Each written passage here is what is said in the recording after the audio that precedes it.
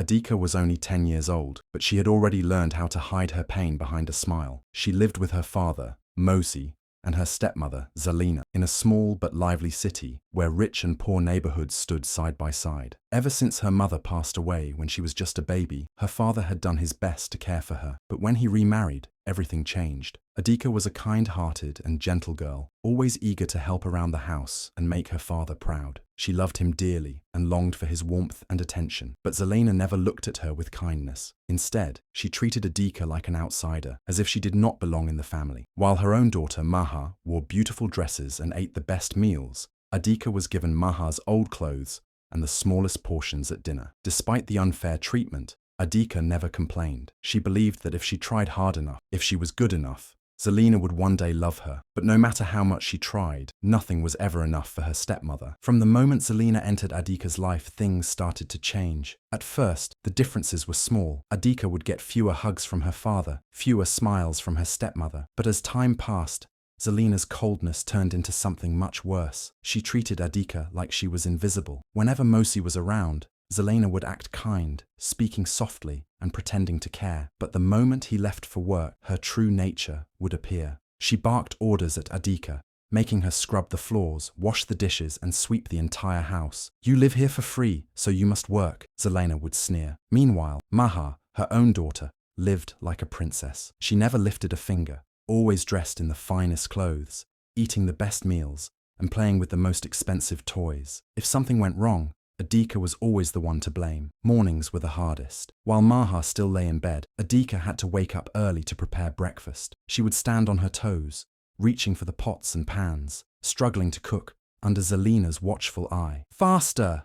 Zalena would snap. "Are you a snail?" If the food was too salty, too bland, or too cold, she would pour it out and force Adika to start again. By the time Adika finished, Maha would come skipping into the kitchen, rubbing her sleepy eyes. She would take a seat, waiting to be served, while Adika stood by, hungry but unable to eat until everyone else had finished. After breakfast, the real work began. Adika scrubbed the floors until her fingers hurt, carried heavy buckets of water, and did all the laundry, while Maha played outside with her friends. The sun would beat down on her back, sweat dripping down her forehead, but she never complained. She wanted to, but she knew it would only make things worse. Zalena would always say the same thing. "Ungrateful girl. You should be thankful you even have a home." Mosi, her father, never saw the truth. He left for work early in the morning and returned late at night, exhausted. Whenever he was home, Zalena acted like the perfect wife, smiling sweetly and pretending to care for Adika. "She is stubborn, but I am trying my best with her," she would sigh dramatically. Mosi, believing his wife's lies, would nod, pat Adika's head, and tell her to behave. Those small moments of affection from her father were the only things that kept Adika going. At night, she lay in bed, her body aching from the day's work, listening to the laughter coming from Maha's room. She wondered why her stepmother hated her so much. Was it because she wasn't her real daughter? Was it because she reminded Zalena of her mother? The questions swirled in her mind, but there were no answers. She only knew one thing. No matter how hard she tried, Zalena would never love her. The night was colder than usual, with the wind howling through the narrow streets like a restless spirit. Adika had spent the entire day scrubbing floors, washing dishes, and running errands for Zalena. Her hands were rough from scrubbing, her feet sore from standing, and her stomach empty because she had barely eaten. All she wanted was to finish her work and sleep. But just as she was about to go to bed, she heard the sharp sound of glass shattering from the living room. Zalena came rushing in, her face twisted in anger. Lying on the floor was a broken vase, one of her most prized possessions. It had belonged to her mother, and she had always warned everyone in the house never to touch it.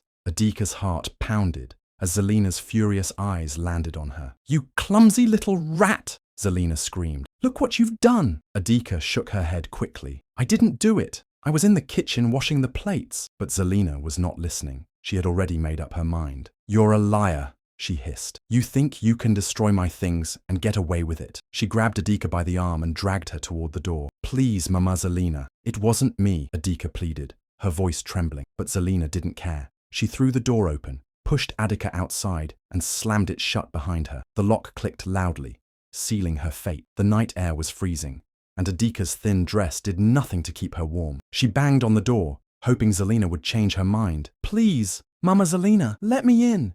It's too cold," she cried, but no answer came. She turned to the window, hoping to see Maha peeking out, maybe even feeling sorry for her, but the curtains remained closed. Inside, the warm glow of the house mocked her, reminding her that she didn't belong. With no other choice, she wrapped her arms around herself and curled up in a corner near the doorstep. The cold wind bit at her skin, making her shiver uncontrollably. She tucked her feet under her, trying to trap whatever little warmth she had left. Her breath came out in small, white puffs, and her fingers felt numb. Tears welled up in her eyes, but she refused to let them fall. Crying wouldn't help. It wouldn't open the door or make Zalena love her. She looked up at the sky, where a few stars twinkled through the dark clouds. "Mama, if you can hear me, please help me," she whispered. She thought of her father. If only he were home, he wouldn't let this happen. But he wasn't there, and she had no one to protect her. Her small body trembled, her teeth chattered, but she closed her eyes and whispered prayers for strength. She had survived Zalena's cruelty before. She would survive this too. The morning sun rose slowly, casting a pale, golden light over the quiet street. The cold night had been cruel to Adika, leaving her body stiff and aching. Her fingers were numb, her lips dry,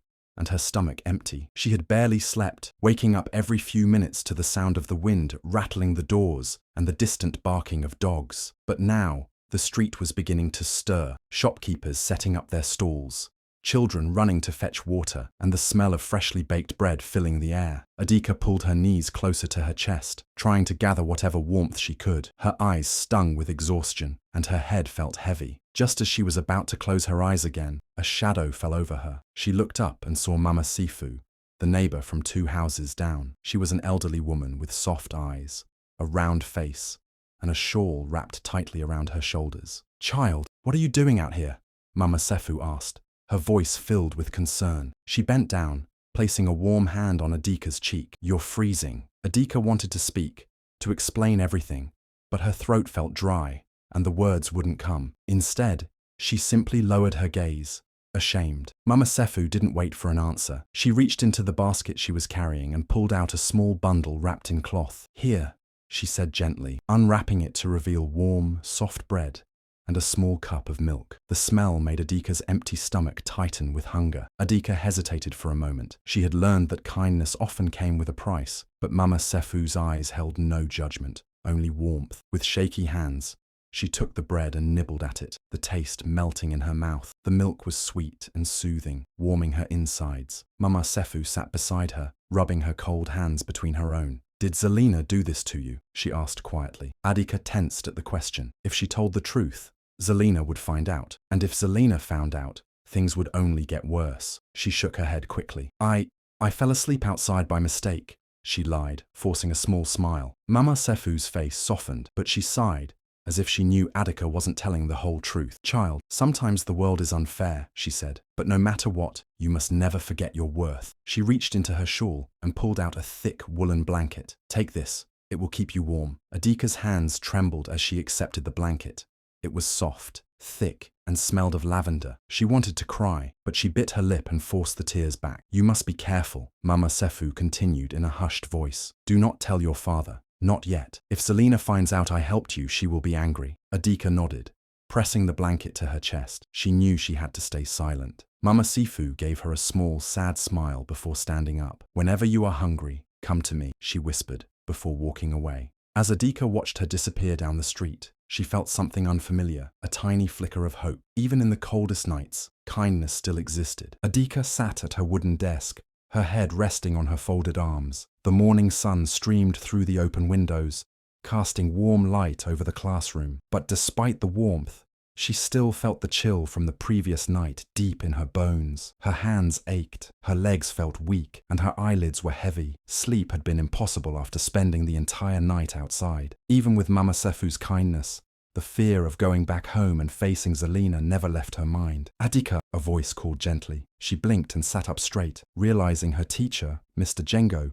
was standing beside her. He was a tall man with sharp eyes but a kind voice. He looked down at her with concern. "Are you feeling all right?" "Yes, sir," Adika quickly replied, forcing herself to look alert. She knew that if she looked weak, the other children would notice. And worse, she didn't want to give anyone a reason to pity her. Mr. Jengo didn't look convinced, but he nodded and walked back to the front of the class. "All right, students, let's begin." As the lesson continued, Adika tried her best to focus. Despite everything, she loved learning. It was one of the few things that made her feel free. When she read books or solved math problems, She forgot about the pain at home. She forgot about Zalena's cruel words, about Maha's endless taunts, about the hunger that gnawed at her belly. In the world of numbers and stories, she was not just a mistreated stepdaughter, she was someone with dreams. "Who can solve this equation?" Mr. Jengo asked, writing a problem on the board. The room fell silent as students hesitated, unsure of the answer. Adika raised her hand. A few students turned to look at her. Some whispered,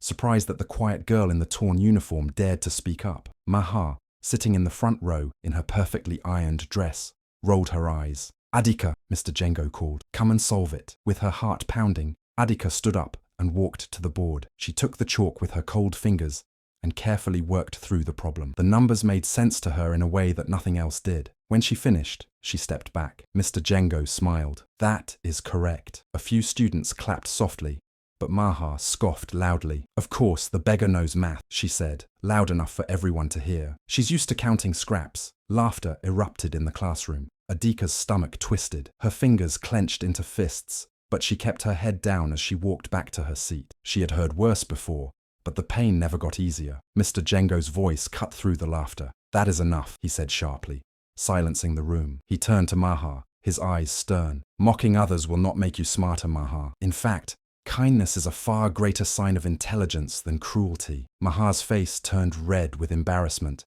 but she said nothing. Adika sat back down, gripping her pencil tightly. She told herself she didn't care what Maha or the others thought. She told herself that as long as she kept working hard, one day she would leave this life behind. But deep down, a small voice whispered, how much longer could she endure? Adika sat quietly in the corner of the small living room, her hands folded in her lap. She listened as Zalena spoke to her father, Mosi, in a sweet yet deceptive voice. "I try my best, Mosi," Zalena sighed dramatically. "But this girl, she is so stubborn, so ungrateful. I do everything for her, yet she refuses to listen." Mosi sat on his wooden stool, rubbing his forehead. His face looked weary, his eyes filled with exhaustion from another long day of work. He spent hours in the fields, breaking his back to provide for his family. Yet no matter how hard he worked, there was always something troubling him at home. "She is just a child, Zalena," he said tiredly. "Maybe she needs more guidance." Zalena scoffed. "Guidance? She needs discipline. Just today I asked her to clean the floor, and she gave me an attitude. She is lazy, Mosi, and she doesn't respect me." Adika's heart clenched. She wanted to scream that it was all lies, that she had spent the whole morning scrubbing the floors until her fingers ached, while Maha sat outside playing with her friends, that she had done everything she was told. Yet still, Zalena found a reason to blame her, but she knew better than to speak. She had tried before. She had begged her father to believe her, to see how cruel Zalena was. But each time, Zalena had twisted the truth, making Adika look like the problem. And her father, tired and worn from work, believed her stepmother's words without question. Mosi sighed and turned to Adika. "Why do you always cause trouble?" His voice was not angry, but it was distant. Adika looked at him with wide, pleading eyes. "Papa, Before she could finish, Zalena interrupted. "You see, she always has an excuse. She never admits when she is wrong." Mosi shook his head, disappointment clouding his face. "I don't want to hear any more of this, Adika. Just listen to Zalena and stop making things difficult." Adika felt something break inside her. Her father, her only parent, the one person she had left, was slipping away from her. Each day,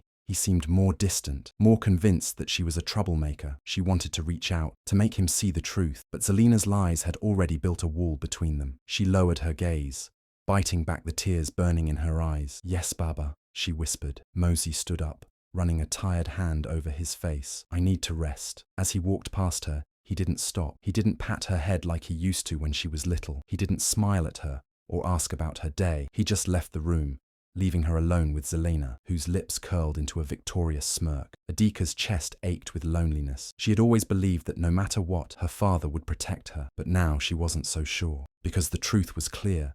Mosi was blind to her pain, and Zalena had made sure of it. The wind howled outside, rattling the wooden windows as the rain poured heavily from the dark sky. Thunder rumbled in the distance, shaking the small house where Adika sat shivering on the cold floor. She had just finished washing the dishes, her hands red and sore from scrubbing. The night was unforgiving, the air damp and chilly, but she dared not complain. She had learned long ago that showing weakness only gave Zalena more reason to punish her. Zalena stood in the doorway, her arms crossed, her eyes filled with the usual hatred. "You useless girl!" she spat. You broke the bowl today, didn't you? Adika's head shot up in confusion. No, stepmother, I didn't break anything. Zalena's lips curled into a sneer. Are you calling me a liar? Adika shook her head quickly. No, I swear, I didn't. Before she could finish, Zalena grabbed her by the arm and dragged her toward the door. Adika struggled, but Zalena was stronger. She shoved the girl outside into the raging storm and slammed the door behind her. Rain pelted Adika's skin,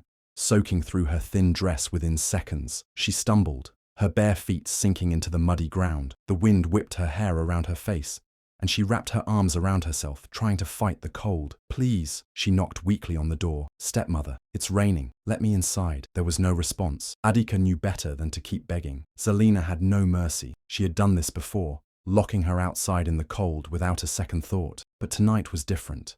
The rain was relentless, and the night was crueler than ever. She had no choice but to curl up under the small wooden bench near the house, her body trembling violently. Her teeth chattered as she pulled her knees to her chest, trying to make herself small. She could feel the fever creeping in, the cold seeping into her bones. Her eyelids felt heavy. She wanted to sleep, but she was afraid. What if she never woke up? What if she disappeared into the night, forgotten by everyone? A soft voice broke through her thoughts. Adika. She forced her eyes open and saw Mama Sefu standing nearby, holding a small lantern. The old woman's face was filled with worry. Without hesitation, she removed the shawl from her shoulders and wrapped it around Adika. You poor child, Mama Sefu whispered, kneeling beside her. Come with me. Adika tried to stand, but her body was weak. She leaned on Mama Sefu as they made their way to the woman's small hut next door. The warmth inside was a blessing. Mama Sefu helped her sit down and quickly poured a cup of hot tea, pressing it into her shaking hands. Adika took a small sip, the warmth spreading through her throat. Thank you, Mama Sefu, she whispered. The old woman sat beside her, eyes filled with sadness. My child, this cannot go on. You are sick. If you don't get help, it will get worse. Adika lowered her gaze. Stepmother will be angry if she finds out I'm here. Mama Sefu let out a frustrated sigh. That woman is cruel, but your father, he must know. You have to tell him the truth. Adika hesitated. She wanted to tell him. She really did. But would he believe her? Would he finally see Zalena for who she truly was? Mama Sefu touched her hand gently. You are strong, Adika, but even the strongest need help sometimes. Adika looked at the kind old woman and for the first time in a long time felt a tiny spark of hope. Maybe, just maybe, things could change. As Adika swept the dusty floor of Zalena's bedroom, her mind wandered to the events of the past few days. Her body was still weak from the fever, but she forced herself to keep moving. She knew that if she showed any sign of exhaustion, Zalena would punish her again. She bent down to pick up a fallen comb from under the wooden wardrobe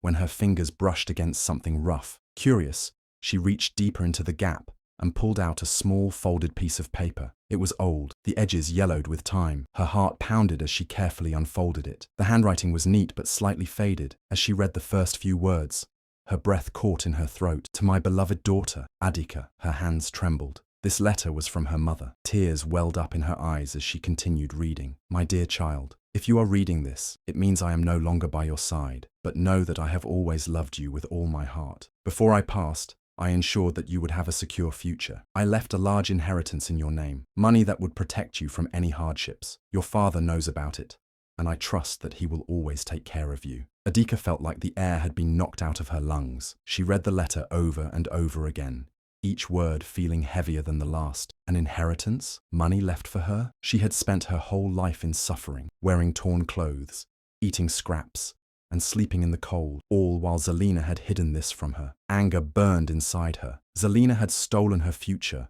her security, everything her mother had left behind to protect her. Her fingers clenched around the letter. She needed to show this to her father. He had to know the truth, but then doubt crept in. Zalena was clever. She had poisoned her father's mind against her for years. Would he even believe her? Just as she was lost in thought, the door creaked open. What are you doing in here? Zalena's sharp voice cut through the silence. Adika quickly shoved the letter into the pocket of her dress and stood up, keeping her head down. Just cleaning, stepmother, she said, trying to keep her voice steady. Zalena's eyes narrowed as she scanned the room. Hurry up and get out. Adika nodded, gripping the letter tightly in her pocket. She had found the truth, but now the real battle was about to begin. Adika sat on the school bench, clutching the letter tightly in her hands. Her heart raced as she thought about what to do next. For years, she had suffered in silence. But now, she held proof that her mother had left something for her. The only problem was Zalena. She was powerful in the household, and Mosey believed every word she said. The bell rang,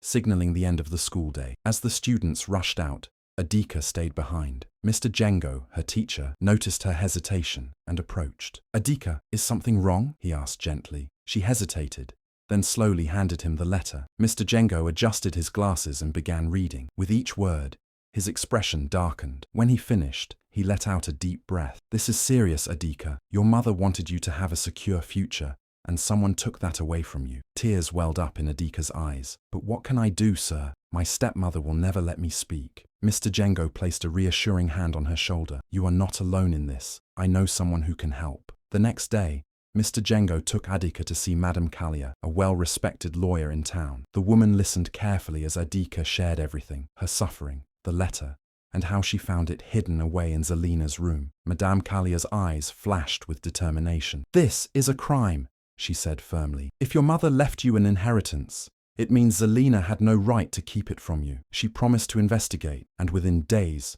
she uncovered shocking evidence. Zalena had not only hidden the inheritance, but had stolen most of the money for herself and her daughter, Maha. Documents showed large withdrawals made over the years, all linked back to Zalena. With the truth in her hands, Madame Kalia turned to Adika. "Are you ready to fight for what is yours?" Adika felt a mixture of fear and hope. For the first time in her life, she had someone standing by her side. She nodded firmly. The truth was about to come out, and this time, Zalena would not be able to hide. The morning of Adika's birthday felt like any other day. There was no celebration, no kind words, not even a simple wish from her father. She had long stopped expecting kindness from Zalena or Maha, but deep down, she still wished Mosi would remember. She quietly went about her chores, sweeping the front yard as the sun began to rise. But today was different. A visitor arrived, Madame Kalia, the lawyer, dressed in a crisp blue outfit, her expression serious. Adika's heart pounded as she watched the woman approach the house. Mosi stepped outside, looking confused. "Madame Kalia,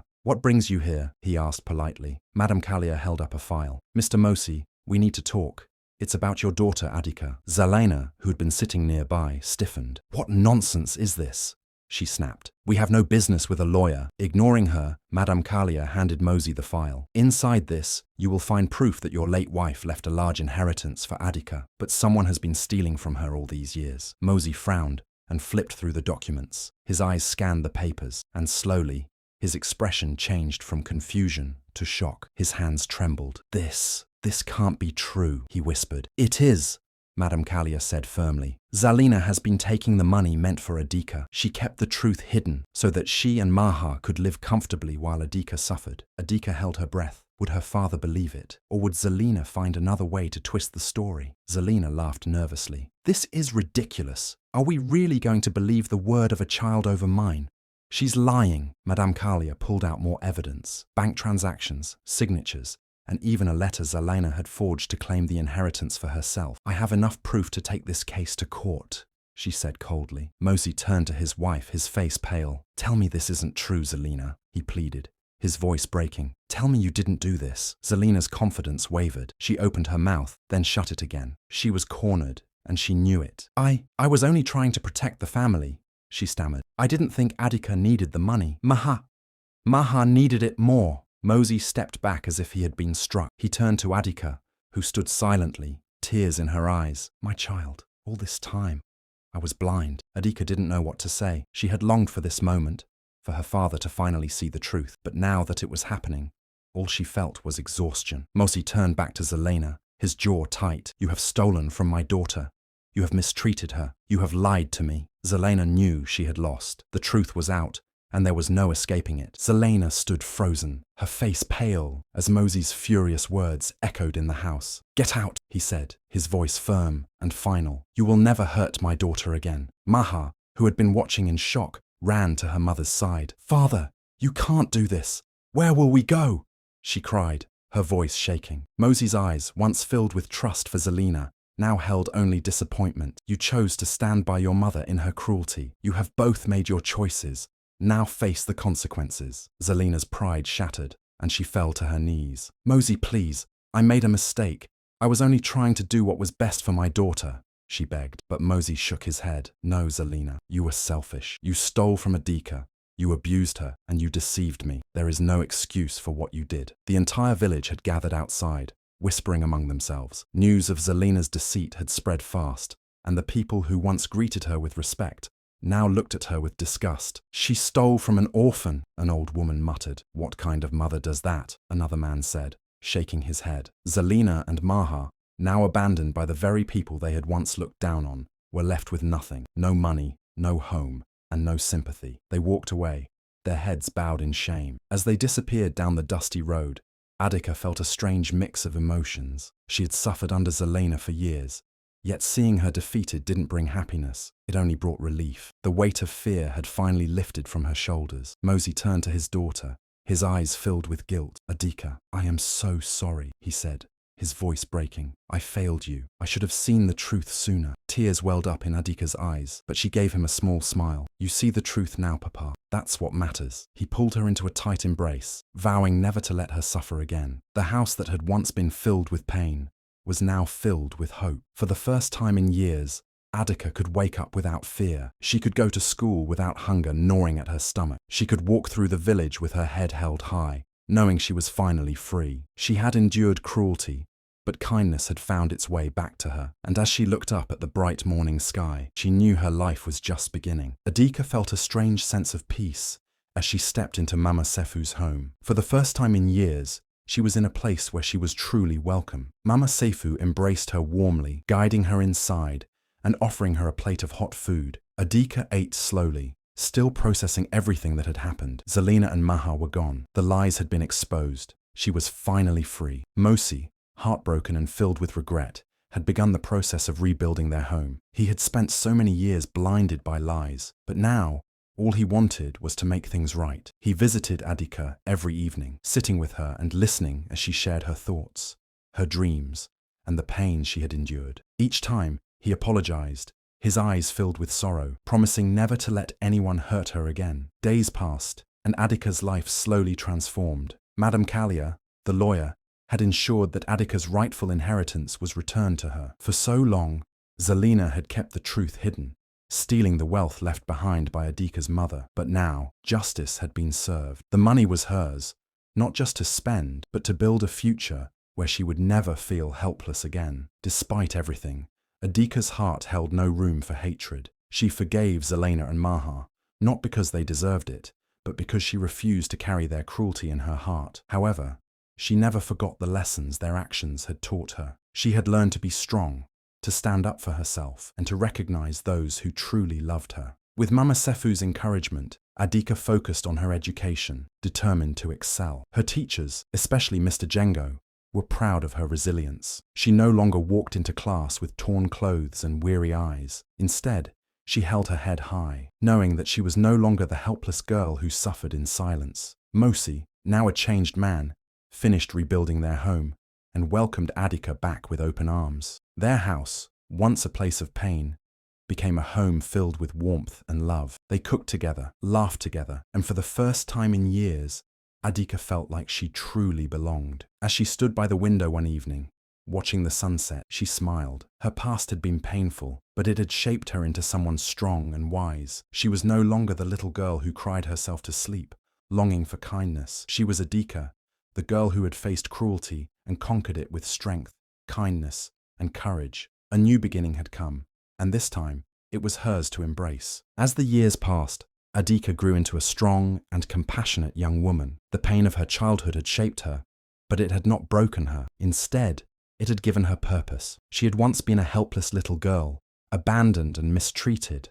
but now she was someone who could make a difference. She made a promise to herself. No child should ever suffer the way she had. With the inheritance her mother had left behind, Adika started a small home for orphaned and abandoned children. At first, it was just a tiny house with a few beds and warm meals, but over time, it grew. She took in children who had no one to care for them, offering them shelter, education, and most importantly, love. She knew what it felt like to be unwanted, to cry in the dark with no one to hold you. She never wanted another child to feel that way. Mosey watched his daughter with deep regret. Every time he saw her caring for the children, reading to them, tucking them into bed. He was reminded of how blind he had been. He had failed to protect his own child, believing lies instead of seeing the truth. The guilt weighed heavily on him, but Adika never held it against him. She had forgiven him long ago, determined to make things right. Mosi dedicated himself to being the father he should have been. He helped Adika run the home, fixing broken doors, repairing beds, and making sure the children had everything they needed. He would sit with them at night, telling them stories, just as he wished he had done for Adika when she was little. He knew he could never change the past, but he could be better now. One day, a little girl at the orphanage, no older than Adika had been when she suffered under Zalena's cruelty, held onto her hand and whispered, "You are like a mother to us." The words filled Adika's heart with warmth. She had spent so long searching for love, and now she was the one giving it. She wasn't just healing herself, she was healing others. As she stood outside the home, watching the children play, she realized something important. Her suffering had not been in vain. It had taught her resilience, compassion, and the importance of kindness. Life had been cruel to her, but it had also given her the strength to rise above it. She looked at her father, who stood beside her with a proud smile. The man who had once been blind to her pain was now her greatest supporter. He had learned his lesson,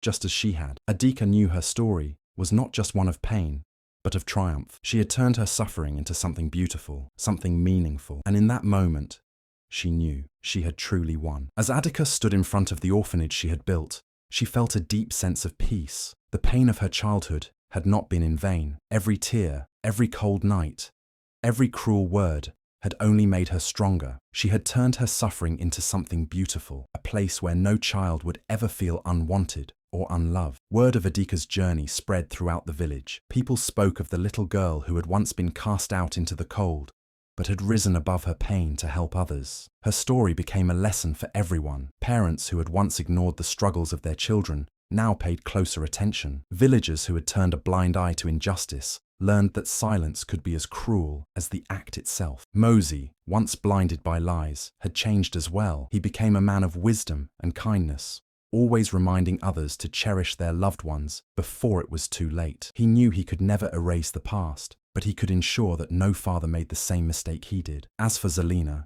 she had lost everything. Stripped of her wealth and reputation, she wandered from place to place, bitter and forgotten. The world she had built through deception had crumbled beneath her feet. The same cruelty she had shown Adika had come back to her, proving that karma never forgets. One evening, as the sun dipped below the horizon, Adika sat with the children under a large tree, telling them stories. They listened with wide eyes, their laughter filling the air. She had once been that little girl, scared, lonely, longing for love, but now she was their protector, their guide. She looked at them and smiled. Cruelty may go unpunished for a while, but the truth always finds a way to bring justice, she said softly. No matter how dark the night, the sun will always rise again. The children nodded, taking in her words. They knew her story, and they knew that despite everything she had faced, she had not let bitterness consume her. She had chosen kindness over hatred, strength over weakness. As the stars appeared in the sky,